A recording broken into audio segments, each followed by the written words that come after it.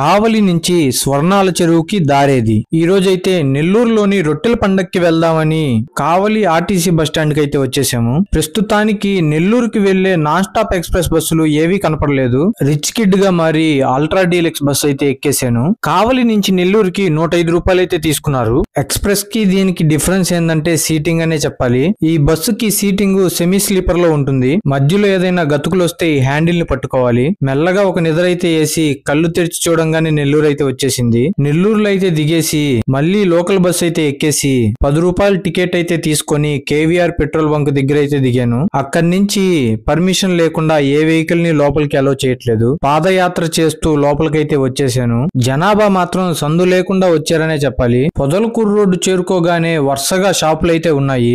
బాగా నడిచి అలసిపోయి ఇక్కడ ఒక చెరుకు రసం అయితే తాగాను. 25 రూపాయలు అయితే తీసుకున్నారు. ఈ బేబీ డాల్ బొమ్మలు అయితే నాకు భలే నచ్చేసాయి. స్వర్ణాల చెరువు వీడియో కోసం వెయిట్ ఫర్ పార్ట్ 2.